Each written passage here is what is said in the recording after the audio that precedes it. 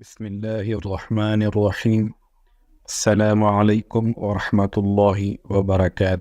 آج ہم حضرت عیسیٰ علیہ السلام کے نزول کے متعلق بات کریں گے، اور اس واقعے کے اندر ہم جن چیزوں کا تذکرہ کریں گے ان میں دجال کا فرار اور قتل، قرب قیامت کے شب و روز، دعوت اللہ کی طرف، اور وصال مہدی علیہ السلام اور کمال عیسیٰ علیہ السلام۔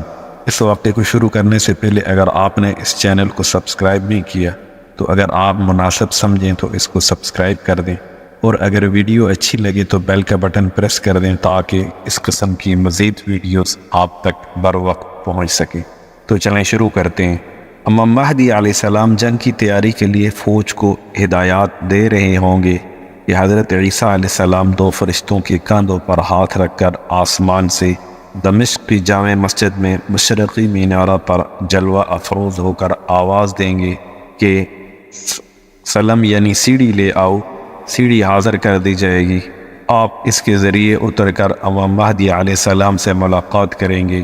صحیح مسلم کی روایت ہے کہ امام مہدی علیہ السلام حضرت عیسیٰ علیہ السلام سے بڑی تواضع اور اچھے اخلاق سے پیش آئیں گے اور عرض کریں گے، یا نبی اللہ امامت کیجیے۔ حضرت عیسیٰ علیہ السلام ارشاد فرمائیں گے، امامت تم ہی کرو، اس لیے کہ تم میں سے بعض دوسروں کے لیے امام ہیں، اور اے امت محمدیہ، یہ امامت کی عزت اللہ تعالیٰ نے تمہیں ہی بخش دی ہے۔ پھر امام مہدی علیہ السلام نماز پڑھائیں گے اور حضرت عیسیٰ علیہ السلام ان کے مقتدی بن کر نماز ادا کریں گے۔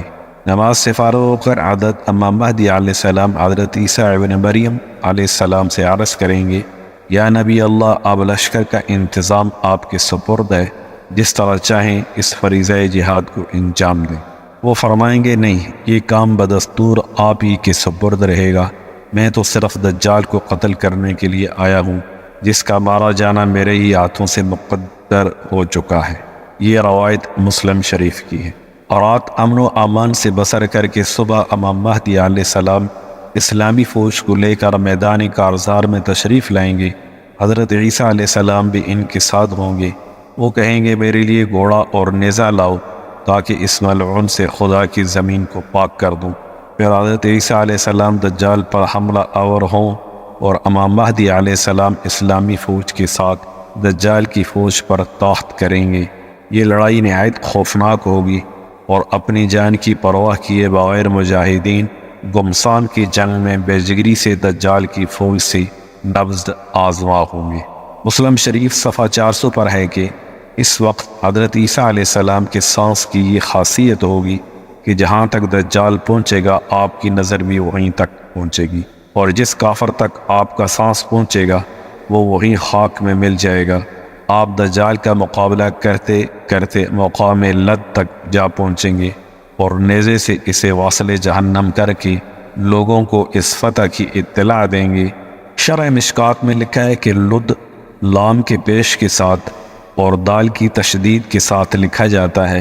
یہ ایک پہاڑ کا نام ہے، بعض کے نزدیک ایک گاؤں کا نام ہے جو بیت المقدس کے نزدیک ہے۔ کہا جاتا ہے کہ حضرت عیسیٰ علیہ السلام اس کو جلدی قتل نہ بھی کریں، پھر بھی کیونکہ اس کا ہلاک ہونا حضرت عیسیٰ علیہ السلام کے ہاتھ سے لکھا جا چکا ہے، اور حضور صلی اللہ علیہ وسلم نے اس کی تصدیق فرما دی ہے، اس لیے وہ آپ نے سانس سے بھی پگھل جائے گا، جیسے کہ پانی نمک میں پگھل جاتا ہے۔ ادھر اسلامی فوج کے مجاہدین لشکر دجال کو قتل کرنے میں مشغول ہو جائیں گے۔ ادھر اللہ کی نصرت کا ظہور اسی طرح بھی ہوگا، اس لشکر میں موجود کسی یہودی کو پناہ نہ ملے گی۔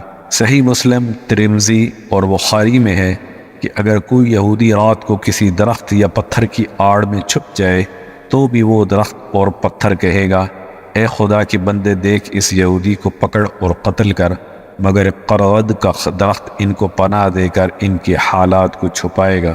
ترمذی شریف صفحہ 325 پر ہے کہ دجال کے شر کا زمانہ 40 دن تک رہے گا۔ ان دنوں میں سے ایک دن 1 سال کے برابر ہوگا، ایک مہینہ کے اور ایک ہفتہ کے برابر ہوگا، باقی دن اپنے دنوں کے برابر ہو۔ بعض دنوں میں ہے یہ لمبے دن بھی دجال کے تصرفات اور اس کے استدراج کی وجہ سے محسوس ہوں گے، کیونکہ وہ لعنتی سورج کو روکنا چاہے گا تو اللہ تعالیٰ اپنے قدرت سے اس کی مرضی کے مطابق سورج کو روک دیں گے۔ صحابہ کرام رضوان اللہ تعالیٰ علیہم اجمعین نے حضور صلی اللہ علیہ وسلم سے عرض کیا کہ جو دن 1 سال کے برابر ہوگا اس میں 1 دن کی نمازیں پڑھنی چاہیے یا پورے سال کی نمازیں پڑھنی ہوگی؟ آپ نے فرمایا کہ اندازہ لگا کر 1 پورے سال کی نمازیں پڑھنی چاہیے۔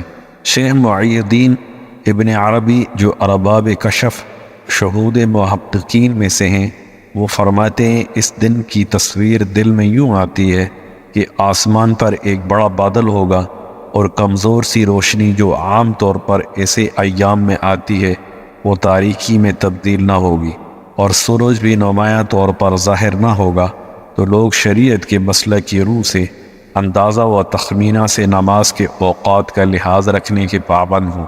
دجال کے فتنے کے ختم ہونے پر حضرت امام مہدی علیہ السلام اور حضرت عیسیٰ علیہ السلام ان شہروں میں مسلمانوں کو ملنے جائیں گے جہاں جہاں دجال نے لشکر کشی کی ہوگی، اور وہاں پہنچ کر یہ دونوں حضرات دجال کے ستائے ہوئے لوگوں کو اجر عظیم کی خوشخبریاں دیں گے اور عام نوازشات کر کے ان کی دنیاوی نقصانات کی تلافی کریں۔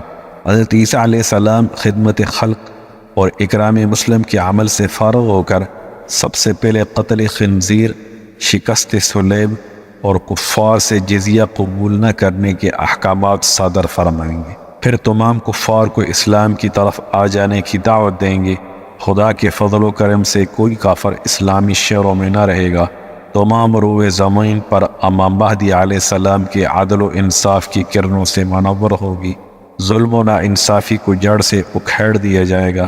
تمام لوگ اللہ کی اطاعت اور عبادت میں مشغول ہوں گے۔